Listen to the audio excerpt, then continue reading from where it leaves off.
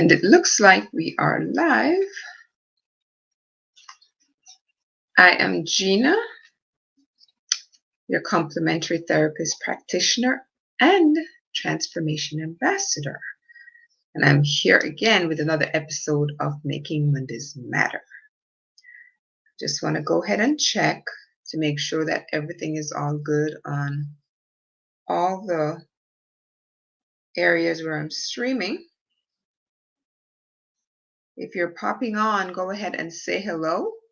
Don't forget to give StreamYard permission to share your comments by going to streamyard.com/Facebook and just answer a few questions, and then I'll be able to see your comments here in StreamYard. Otherwise, I will just go to Facebook and YouTube afterwards, and I will reply to your comments there, as I won't be able to see them unless you give StreamYard permission. So it does look like I'm live on Facebook. Today's, like I said, is another episode of Making Mondays Matter. And if you are watching, just go ahead and say hi. You can pop a comment in the chat. And today we're going to talk about, I know if you saw the title, it basically said, get a grip, get a group. We're going to talk a little bit about isolation and loneliness and that sort of thing today, okay? And how, at the end of every episode, I always give you an action that I would like for you to take. If you have watched previous episodes and you'd like to share what if you have any of the action steps that you've taken, I'd love to hear. You can simply just comment in the, that particular episode. Hi, Kathleen. It's good to see you. Thanks for stopping by. And I'm glad to be here live. Thanks for being here, Lisa. So today we're going to talk a little bit about, getting reconnected, right? And how do we do that? So there's a proverb. It's an African proverb I want to share with you before we continue. And it basically says, with true friends, even water drunk together is sweet enough. With true friends, even water drunk together is sweet enough. So how many of you, I'd like to know, how many of you are finding it hard to connect with people in this particular time that we're going through? Even with all of the technology that we have, all of the different Facebook pages and groups and the phone, all of the different video capabilities that we have, how many of you are finding it hard to still connect with other people, with your friends, with your family? I got a little bit of a guilt feeling the other day when a friend of mine received a phone call from a family member back home, and it hit me that I hadn't been calling home as much as I normally would. And that's because I'm currently taking care of an elderly lady. She's going to be 95 in about 3 weeks. And the doctors have said she's terminal lung cancer. So I've been taking care of her, and she's pretty much, full-time job, right? And we're all family. So when I managed to speak to that particular relative, I realized that I hadn't connected with them in quite a while because I've been so taken up with taking care of this particular family member.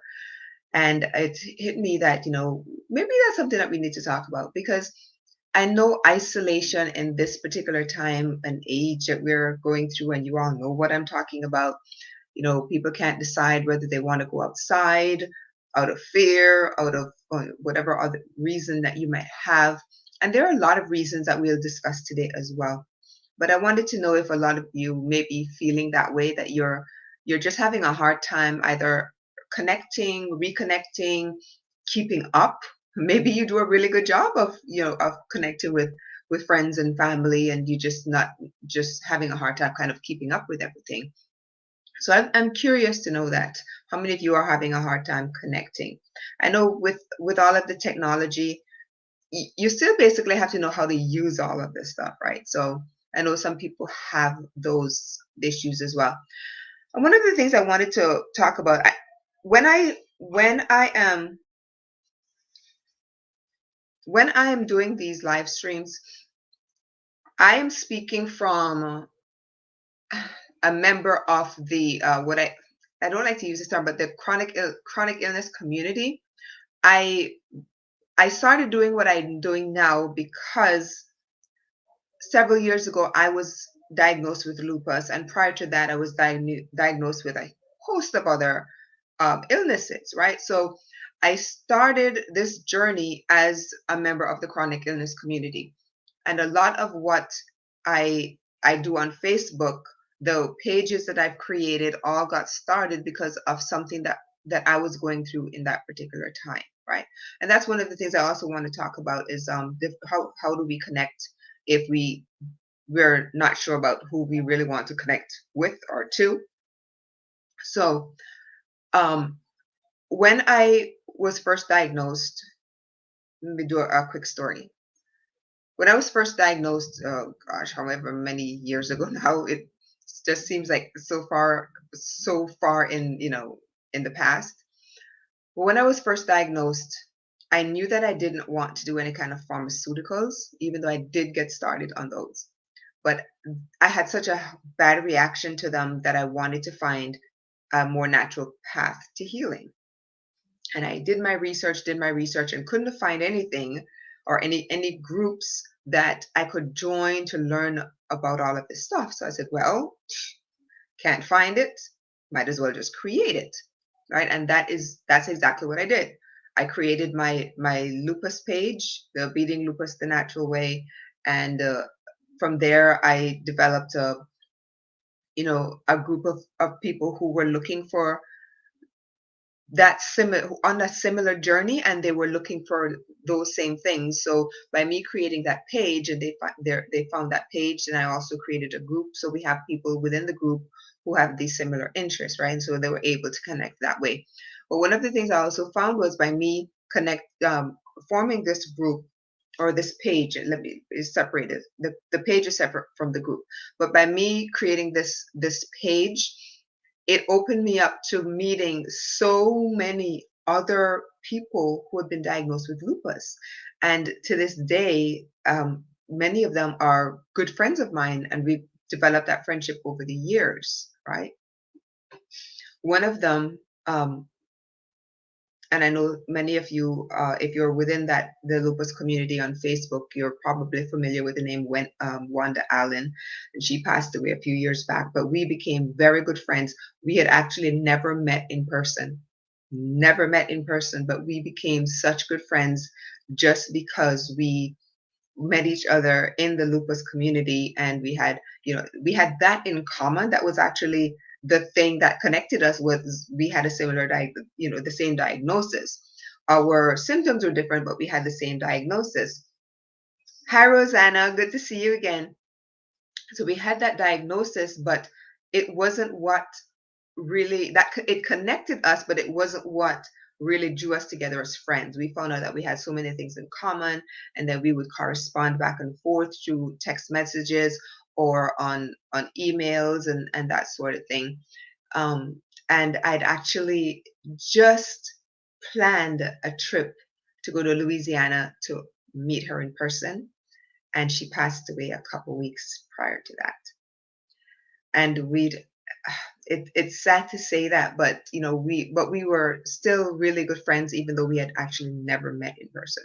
And I have several people in my life right now who I met through the lupus community, and we're really good friends right now as well. And we found out that it wasn't lupus, that even though lupus brought us together, it's not that's keeping us together, because you don't want sickness to be like the factor that keeps you together. So we've connected on so many different levels, even though the lupus diagnosis was initially what brought us together.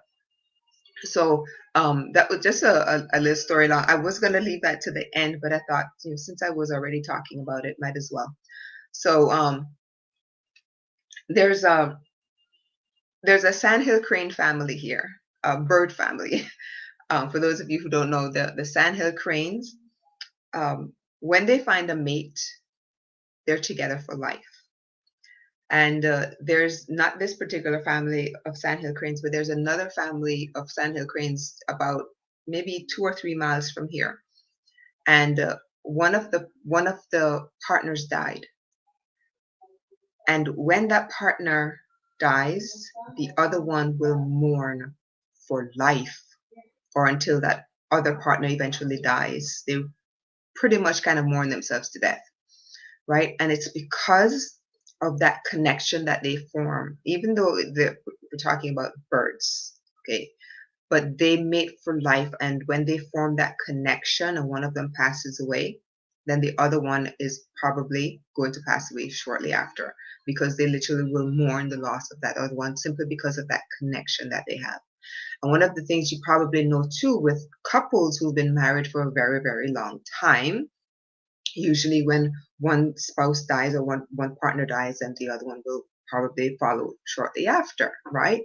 And it's because of that connection. And as human beings, we crave that connection, right? But because of what we're living in now, we're so afraid to go out. We're afraid to hug people. We are afraid to be in big crowds. We're afraid to have parties. And I know that some people are kind of, saying, whatever, I'm still going to do those things. But for the most part, we have people who are, um, they're just living in a period of fear, right? And so because of that, they're isolated and they're lonely and they're just craving connection and they're not sure exactly where to go to get it, right? If you think about babies, I was doing a little bit of research earlier when I was thinking about what to talk about, and it reminded me of babies. When babies are born, they need that human touch. And it's been scientifically proven that if babies do not receive that human interaction, that human touch, that they'll grow up and they'll have, impairments as far as social and the emotional development is concerned. And even as adults, we need that as well. And it doesn't matter, because I was thinking, well, what about those people who are introverts and the empaths and those type of people? And I'm thinking, we all need that too, right? Even though we consider ourselves to be introverts, and I'm a huge introvert. I told someone one time, I said, every time I do a live stream, it's literally like doing the first live stream all over again. And it's because I literally have to prepare myself to get in front of the camera all over again, because this is not a norm for me, even though I've probably done, I don't know how many hundreds of videos over the last couple of years, right? So even as introverts, we need that type of connection, right? Um, so we notice that today, with everything that's going on, we hear a lot about mental illness. And the mental illness is as a result of that isolation that a lot of people are feeling, that loneliness that a lot of people are dealing with. And it's simply because they don't know how to connect with other people with everything that's going on. Especially if someone is ill and they're kind of homebound and no one is really coming to visit them, because of course they're afraid of what's going on, and they're afraid of bringing that particular thing in and maybe exposing that other person. There's so many different factors that I'm sure the other person is thinking about. So this homebound person is not getting any kind of human interaction. So how do we go about solving that issue, right? Because even though we don't get that physical interaction with humans, there's still ways of getting the connection, the interaction with people. So we're going to talk a little bit about those as well. Let me flip my notes because I do have some stuff written down. So we know how loneliness can wreak havoc on an individual's physical, mental, cognitive health, and there's a lot of evidence that links the perceived isolation with all of these different adverse health. I don't want to say conditions, but the consequences, I would say. Things like depression, things like poor sleep, impaired immunity, impaired cognitive abilities, all of these things are kind of linked to our perceived loneliness and our isolation, right? So, how do we connect? Because we are social creatures, right? As humans, we are social creatures. We thrive on relationships. So, how do we go about developing these? And one of the things I wanted to point out, I'm going to mention a couple things, and you're going to look at me like, well, is not kind of paradoxical, and I'm going to clarify it. Okay, I'm going to clarify it. Even as empaths or introverts, like I said, we all need that kind of human interaction. So on Facebook, there are these things called Facebook groups, right? There's tons of them, and you're probably a member of a couple. I found out recently, I was going through and I clicked on one particular group that I'm in because it's linked with a class. So I was taking part in some things inside of the class, but then I decided to click on the part that says your groups, and I realized that I'm a member of 134 groups, and it blew my mind because number one, I thought, how in the world did I become a member of all of these groups? Um, and then I realized as I went down, it said some of them I'm not even really a member. I've been invited to become a member, and people have added me to the group, but I'm not really active in it because I had no idea I was even part of this group. So I went through all of these Facebook groups because this is going to be part of the action steps I'm going to tell you about later on. With all of these groups, I realized I am not even taking part in half of these things. So I went through and I kind of cleaned up my groups that I'm in, exited from quite a few of them that I didn't even, ask to be a member of, like, the little thing called join, you click the join button. Well, some of them I wasn't even officially a member in. I was placed in the group by other people who thought that I should be a part of that group. So I went through and I kind of cleaned up all of the groups that I'm in, and the ones that I found were relevant. For example, if I'm taking a course and that particular group is relevant to the class that I'm taking, then of course I'm going to remain a part of that. Or for groups that I've actually started, then those will stay there. And groups related to things like, natural healing, then I would stay in those. But I had to go through and choose the groups that I really, really found that I was active in and actively engaged in, not just the ones that I was a member of and haven't done anything in it for like 2 years. So I went through and kind of cleaned up all of the groups and only decided to stay in the ones that really, really meant something to me and the ones where I formed connections with other people. So that is one way that you can form connections without even actually meeting someone. If you're part of a class, a lot of the times if you're taking a course, there's going to be a Facebook group that corresponds with that course. So you join the group, and then you meet other people who are taking that course along with you, and then you might find people in there that you'll connect with. But even if it's only on the level of the course that you're taking, at least it's something that you have a similar interest in. So that is one way of forming connections with other people. I know a lot of you might have pages. I know I have a Facebook page that has maybe 1,800 followers or something like that. I have another page, an art page, that has roughly 12 or 1,300 followers as well. And I have a YouTube channel which has well over 10,000 subscribers. This is not the type of thing I'm talking about, because I think a lot of people get confused with the followers and the subscribers and tend to equate those type of things with relationships. And I think that's where the whole isolation and loneliness kind of comes in, because that's not relationship to me. The subscribers some of them can become, close friends with me if we develop a relationship over time.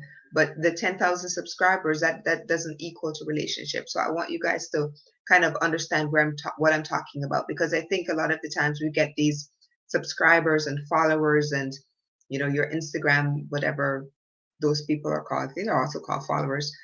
Those are not relationships. That's not really what I'm talking about. So I don't want us to get confused about that.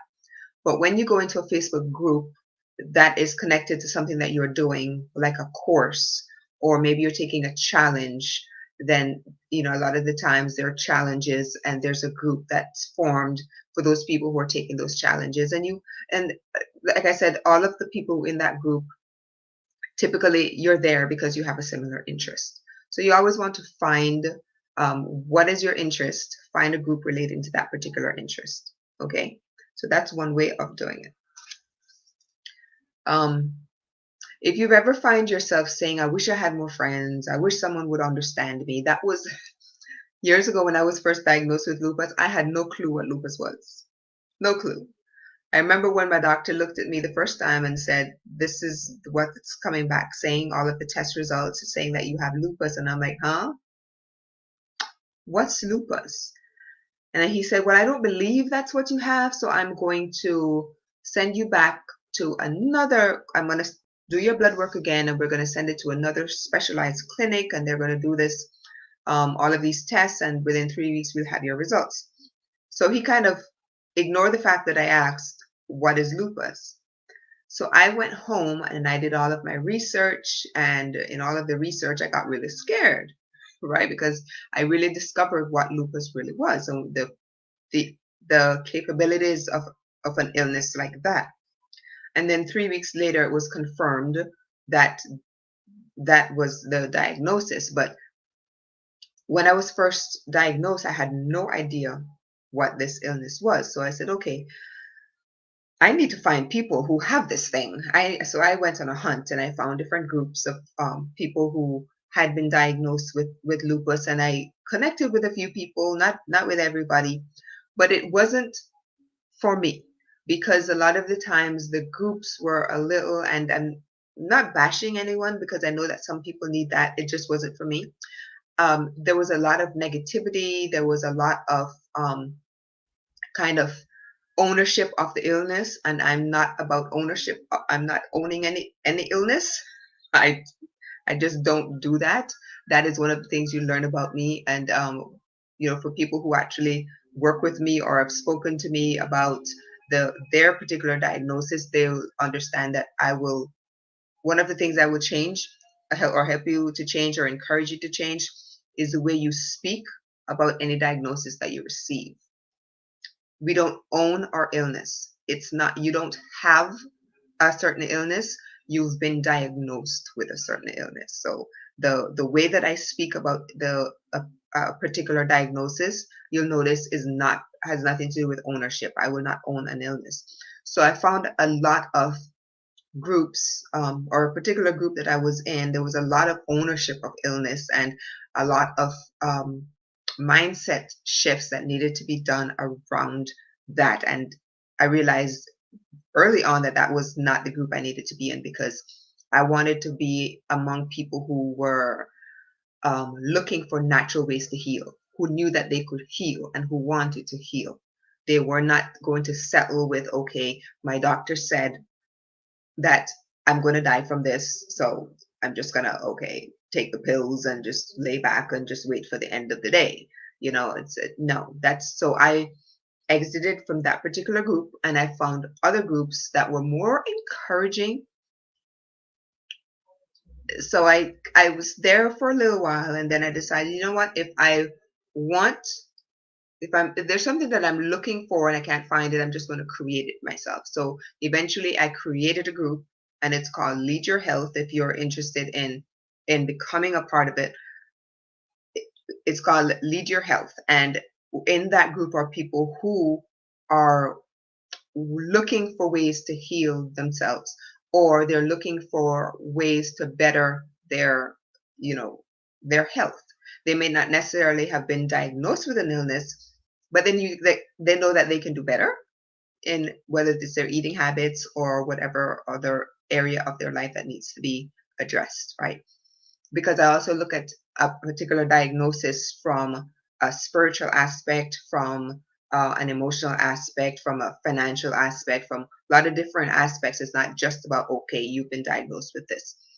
because there's a reason why illness appears in the body. So a lot of different aspects have to be addressed. So I decided I was going to create the group that I was looking for. And as I created it, then other people found it, and now that is they're in with people who have that particular interest. So I'm just kind of, going through this to give you an idea. If you're looking for a certain thing and it's not there, there's nothing wrong with you creating it.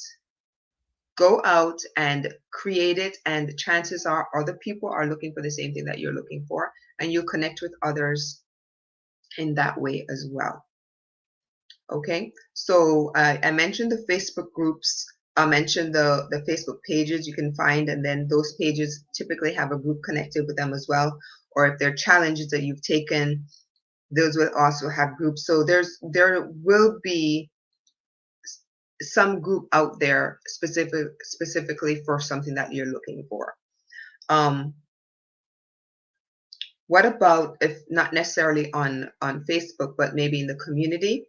There could be, if you're a Christian, or but you don't have a particular church that you're connected to, you could find a church, or you could ask someone who you know is also Christian, what church do they go to, and maybe they can get you connected with the church, or maybe like a prayer group or Bible study group, or something of that related to that. Maybe maybe you like reading and you'd love to be able to join a book club. Now, book clubs can be online, they can be in person. So there's lots of ways of doing those book clubs, right? So if you're into that sort of thing and you haven't really found one, then create one.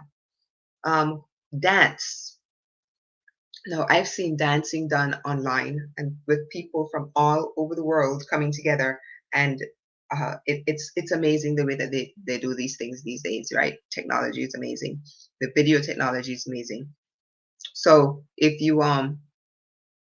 dance is your thing, find a group related to the dance, and if there isn't one that you're interested in that piques your interest, then create one. Gardening. If you're into gardening, I know there's lots of gardening clubs on Facebook, lots of them.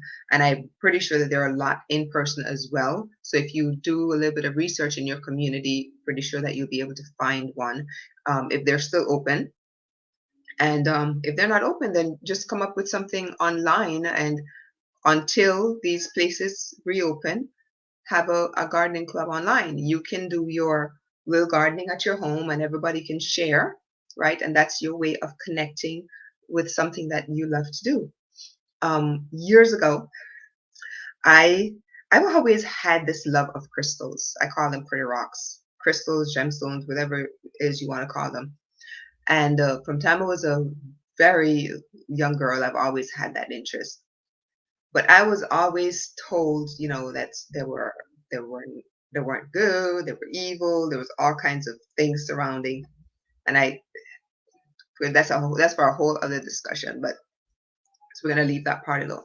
But I've always been interested in crystals. So I found groups, and there's one particular group that I've been a member of, and this has been for a number of years now, and I learned so much about these crystals. And then I've done research even in the Bible, and I thought to myself, why is it that these beautiful things have so much, I don't know how to even say this.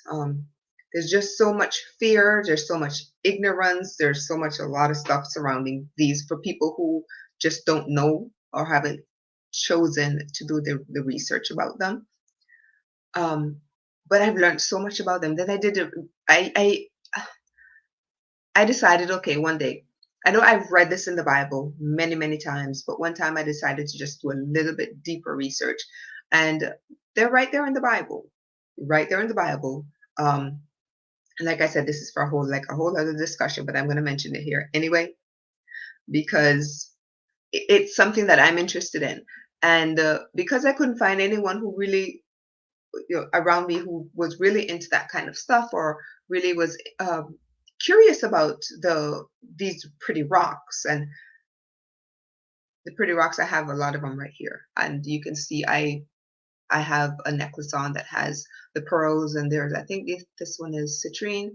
I love that sort of thing. And I've seen a lot of people wearing it without even thinking. I said, oh, I really love your labradorite necklace. And they're looking at me like, huh?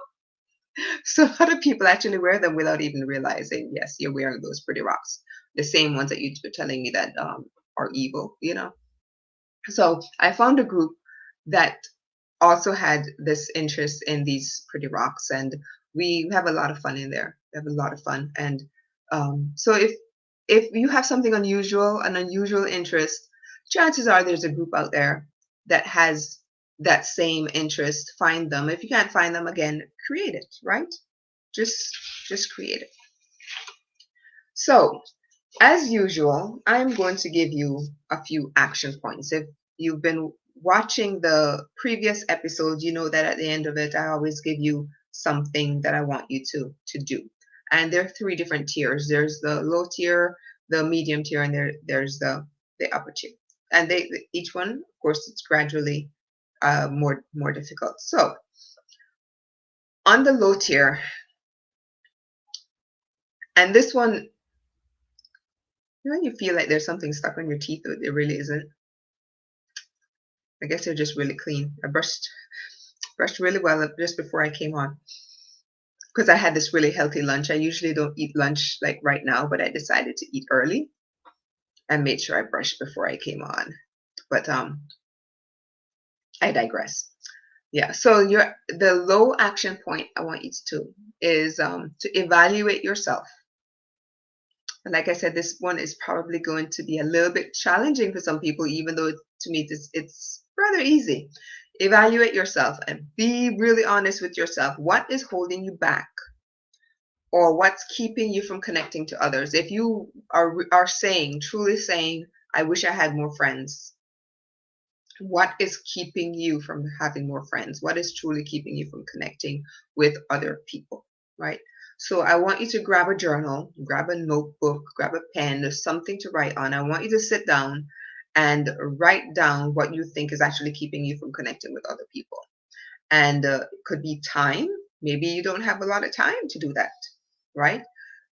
Maybe you're working and at the end of the day you're just so exhausted you just don't have the time to be doing that sort of thing. So if I mean there's be honest, you know, if time is the issue, write it down. Is it fear? Maybe you've been invited to a few parties during this time and you thought, well, that's a lot of people. No, I don't think I'm going to put myself to that situation. No matter how many safety, procedures or safety precautions we take, I'm just not going to do it.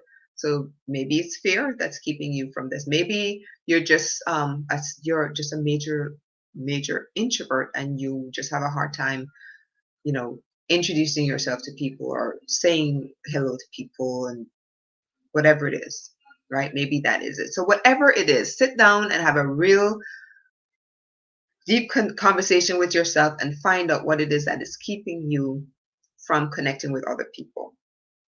Because you know what? You have to find your reason because your friends are out there waiting to meet you. Okay? So that is the low action step. Your medium action step is to identify, and I spoke a little bit about this before, identify the groups that you're currently in. Maybe you are in a book club. Maybe you are in several Facebook groups related to whether it's natural healing, whether it's crystals, whether it's maybe Bible study groups, whatever groups that you are currently in on Facebook or in person, evaluate all of those groups, right? Find out exactly how involved are you in the group? How engaged are you with the other members of the group? And if you're not really engaged in the group, ask yourself whether that is the group that you really need to be in, or find ways of getting more engaged in the group if you know that that's the place that you're supposed to be, right? So if you're really not interested in the group at all, even though you've been in the group for 5 years, just leave the group. Don't invest in something that really isn't feeding your soul. Leave the group. and find the group that is really going to appeal to you and feed your soul with the, what you're looking for, right? So like I mentioned before, I had been placed in so many different Facebook groups, and every time I went through my feed, I would see this particular group, and I would wonder, but I don't remember joining this group. Then I realized somebody else put me in the group. So I said, well, you know what, this isn't the group for me, and I just simply left. So if it's not for you, leave the group and find groups that are going to feed your soul. Find groups with people who have the same interests as you do that you can connect with. So that is your medium tier action goal, right? The high tier action goal is there an interest that you'd like to explore? And this particular one came about because last night, a friend of mine looked at me and she said, Gina, is there something, just that one thing that you'd like to do, you've always wanted to do, but you've never done? What is that one thing? Right? And I looked at her and I said, it took me a while. I was her, hmm, hmm, you know, I don't know that there's anything that I haven't really done that I really wanted to do. Then I remembered because I've done a lot of really interesting things, and I've traveled the globe.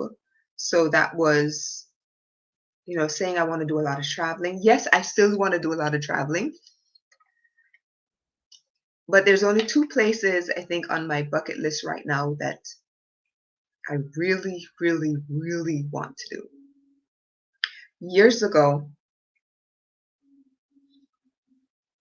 you know what? I just realized, sorry guys, I just realized I'm having a nosebleed.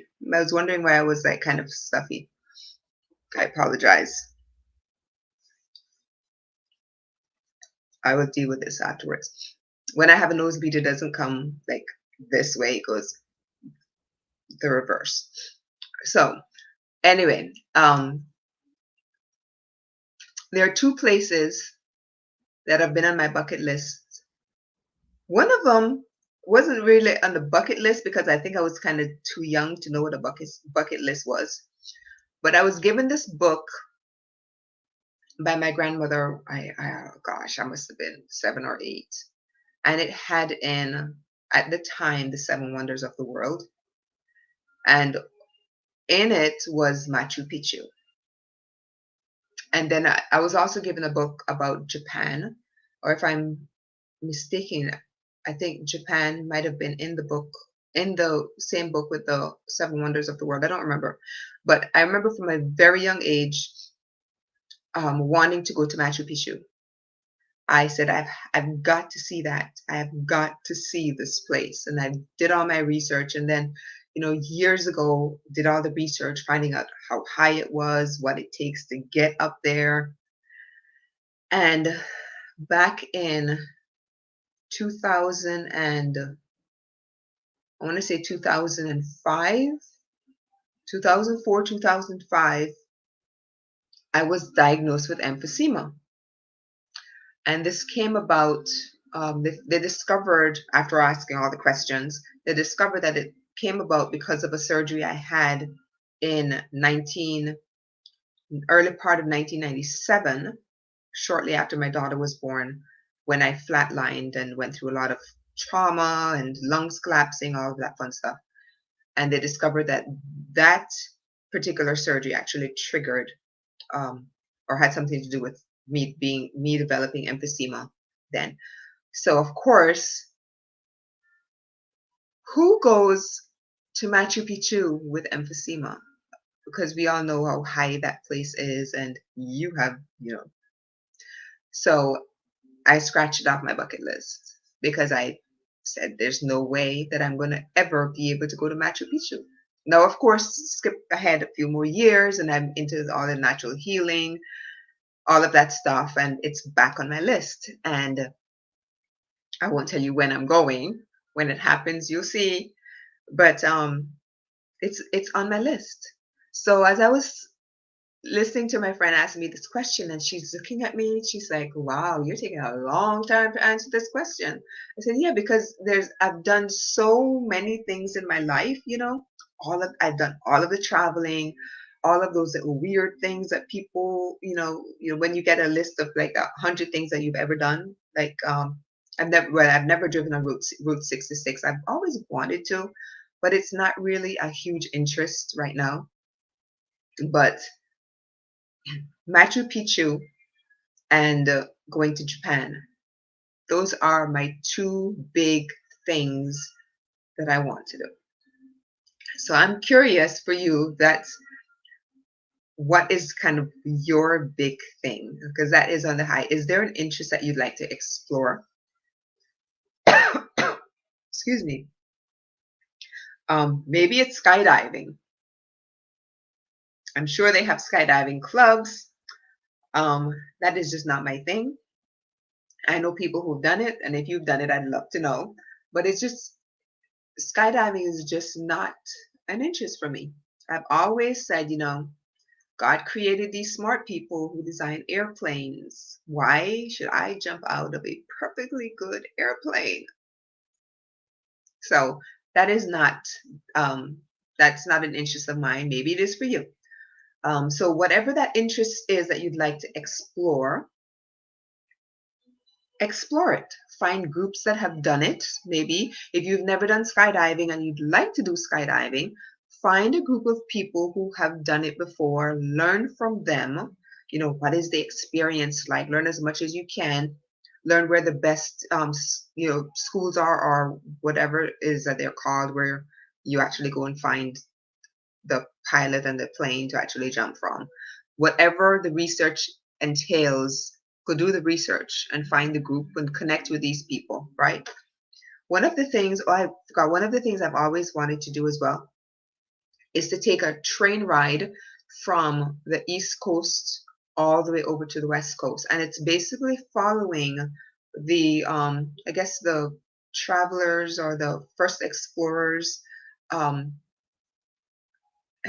don't know the terminology, but I'm sure you all know what I'm talking about, where they all traveled, homesteaders, I guess, traveling from the east, through the United States. Well, it wasn't the United States back then, but all of that traveling, and then eventually going over to, I guess it ends in California with the gold rush, right? So there's a particular trail, but it's a train ride that you can take from, I believe it starts in New York or Philadelphia, one of those areas, one of those states, and you take that train ride all the way through, and it stops at different locations throughout the Midwest, and kind of you kind of follow that path, where and as you go, I'm sure you can imagine just the wagons and everybody with the horses and all of their whatever they own as they travel through to find that plot of land that they're going to start their life on, right? So you follow that all the way through, and you can take this particular train ride. I think goes from, I know it goes from the East Coast all the way, and I think it ends in California, and you learn all about the gold rush, etc. So that is also on my bucket list. So Japan has always been on my list of countries to visit, and it's more of a family reason. There's a part of our family history. I think we do have, how do you put this, a branch of the family that's there, but nobody really knows anything about. So that, in addition to, I've always had a mild obsession with anything Japanese. If you know me, you know that at one time my bedroom was like a little Japanese room. I had all kinds of Asian things hanging on the walls, and I collect chopsticks and anything Asian. Um, when I taught at this private school, every year, well, after I was there for a few years, I started to convert my classroom once a year into a Japanese style tea house or tea room. And one year, a parent was generous enough to even pay for a sushi chef to come in. We'd lower all of the tables, and we had a lot of different artifacts from Japan. One particular family had lived there for like 15 years, so she had a huge collection that she would bring in, kimonos, chopsticks, teapots, all kinds of things. You name it, we had it, right? So what we did was we'd learn just basic Japanese greetings, and we'd make all of these different Japanese art pieces leading up to it. And whenever the sushi chef was there, we'd have the all of the different classrooms in the junior high building would come through, and they would kind of learn about, they would enjoy sushi, of course, and then they would learn about all of the different artifacts. They would be able to try on the kimonos, and it was just such a fun experience. And I don't know how I developed this mild obsession with Japanese things, but I know it had something to do with my grandmother, and I know it has something to do with our family history. So I definitely want to cement all of that by traveling to Japan, and I definitely want to visit, that famous mountain, Mount Fuji. So that is on my high tier. So for you, I'd love to know what is on your list of that thing, that one thing that you want to do, right? And how are you going to connect with the people? How are you going to find the group that are also looking for that same thing that you want to connect them with, right? So I mentioned the train ride, Machu Picchu, Japan. Those I think would be my three. So those are the things that I actually mentioned to my friend when we were talking last night about that one thing. Actually, they're my three things. So I'm working on all of those, but my top one right now is Machu Picchu. That's the one that's actually in the works, right? What about if you have a hobby, something that you love to do, and you'd like to share with other people? How can you connect with those people that you'd like to share with? So you could maybe start a Facebook group, start a page just based on this particular hobby that you have that, is so different from what other people are doing. So you can start a page and you can connect with people that way, and then maybe start a Facebook group connected to that particular page that you start. Another way of doing it is start a YouTube channel, right? Go on and share your gifts that way, and you can connect with other people in that manner as well. And who knows where it'll go from there, right?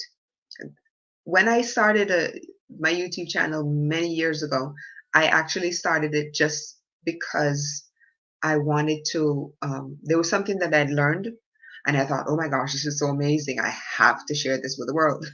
So my son helped me to record what was happening, and he shared it. He helped me to build the YouTube channel, and that was it. I only shared this one thing, this one video on my YouTube channel for about 6 years.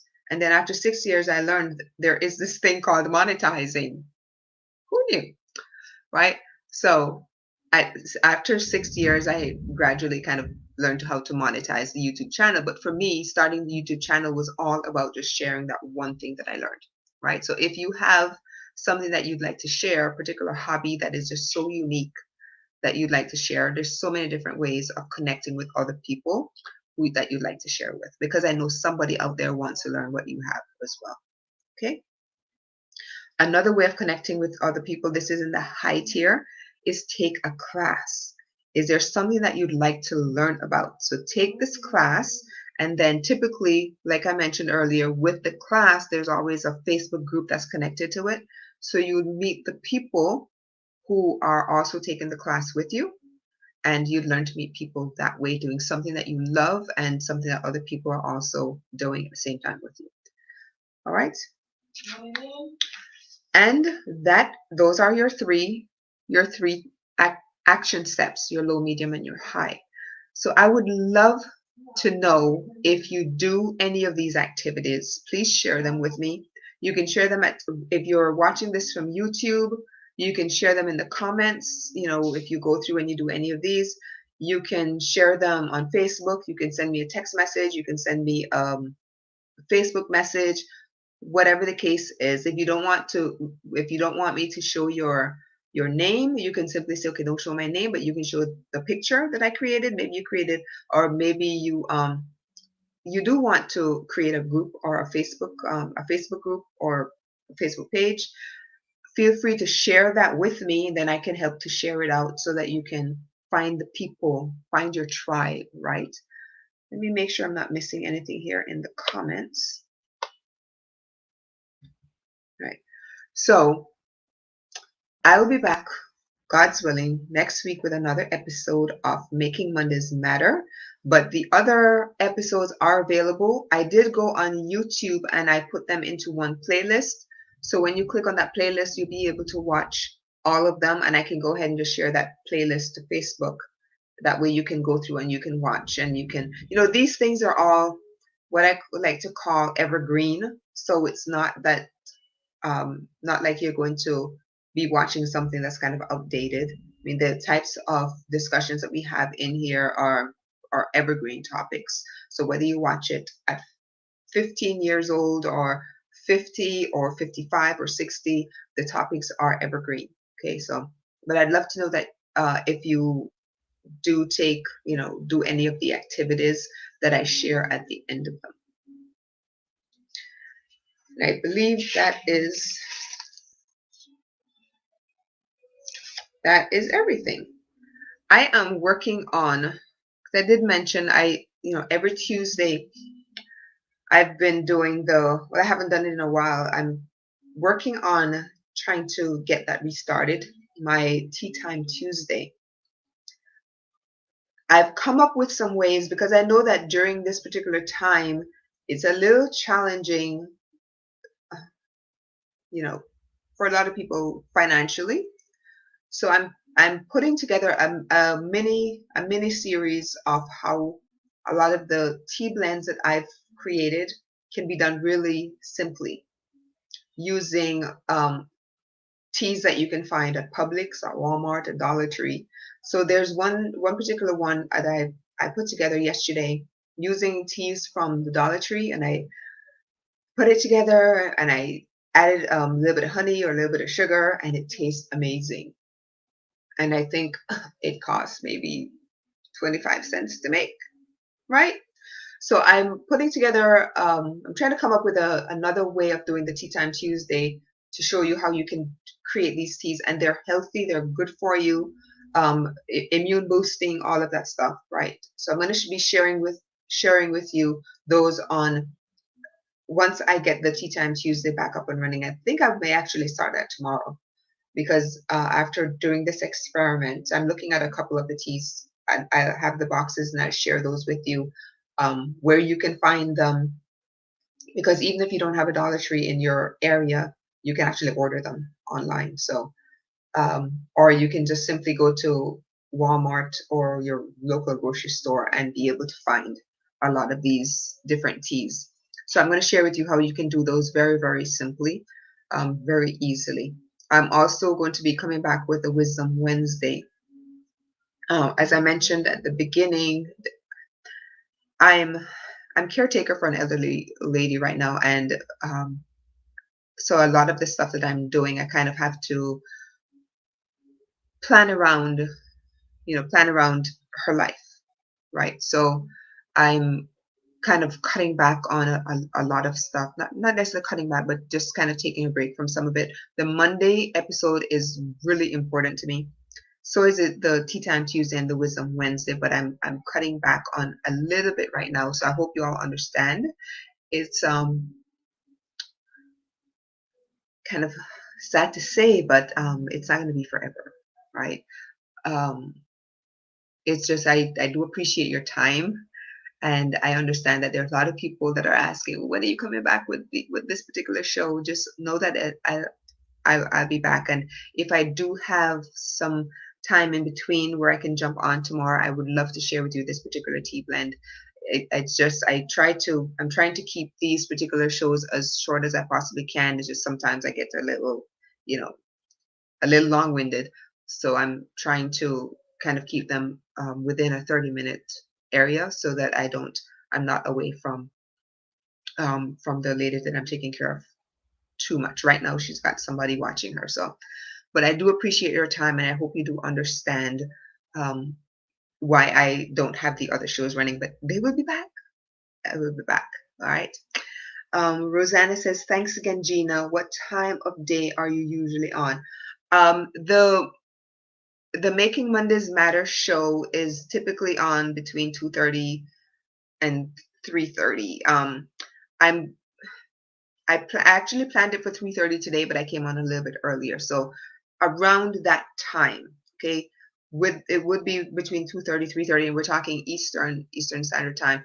And I try to do all of my shows around that time, and that's usually because the lady I'm working with, she's usually taking a kind of a rest or a siesta at this time. So this is an easier time for me to come on. Mornings are very busy with, getting her up out of bed and getting her dressed and feeding breakfast and administering medicines. And it's, she's in a wheelchair. I literally have to lift. So it's a lot of the mornings are busy. So this particular time of day is best for me. All right. If there are any topics that you'd like for me to discuss, I was actually, I did a post in a Facebook group. Let's talk about that for a second, because this is it's a business group that I was in, and a lot of people who are a lot of entrepreneurs are having a really rough time. And by rough, I don't mean like the financial aspect of it. I'm talking about the emotional aspect of it, right? And the business teacher, she posted something in that particular Facebook group, um, and I realized that throughout this whole period that I'm dealing with right now, with taking care of an elderly patient who's terminal. I mean, let's face it, that's what it is. And I'm all about natural health, right? I'm all about health and living, and that's what I teach. And this whole time of being witness to someone's transition is teaching me so. Try not to cry.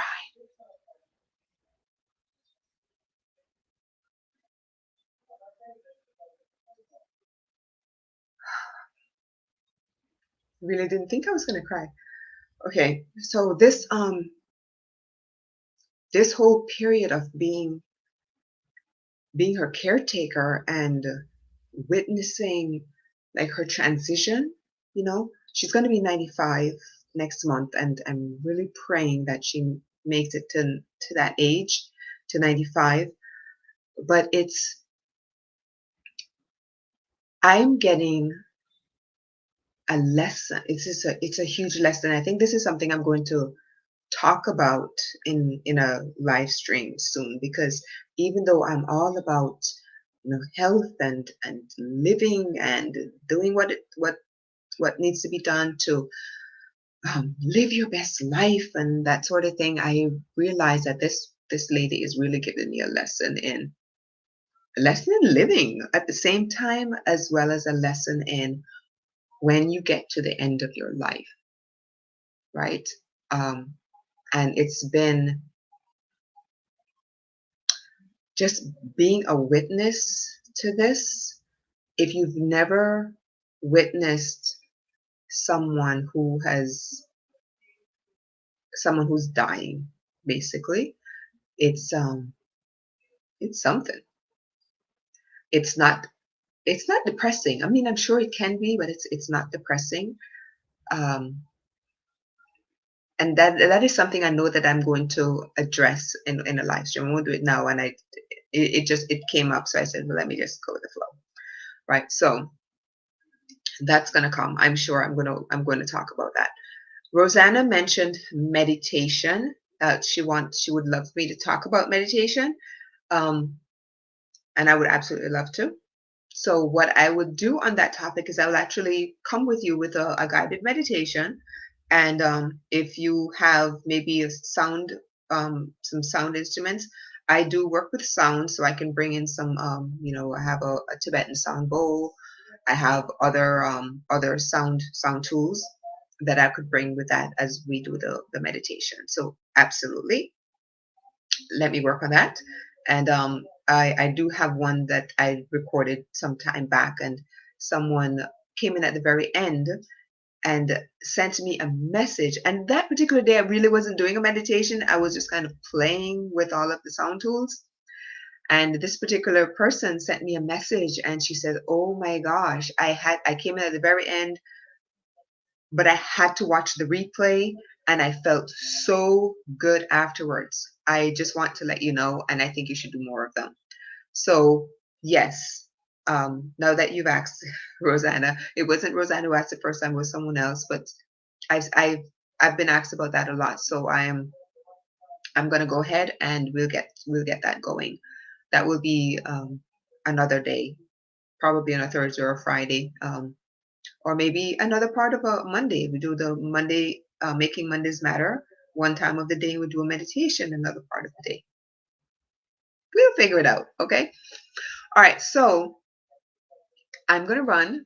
It's been a pleasure. Thank you to those of you who stopped by and, were sent me messages in the comment section. I do appreciate your interaction because, like I said, I like to have conversation. I don't like to just sit here and talk. I love to have this kind of interaction with the people who are actually watching. So thank you for spending this time with me. It's just about an hour. I will take all of your notes into all of your comments under advisement, and I will get working on those. And again, thank you, thank you, thank you, thank you for your time. And I will see you all again real soon.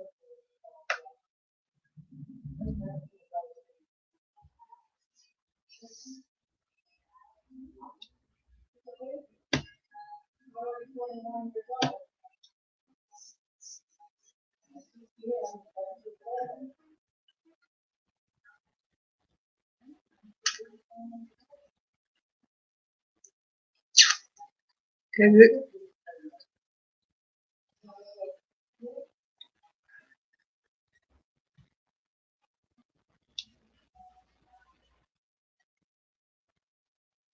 You know what? I think I accidentally put somebody in timeout.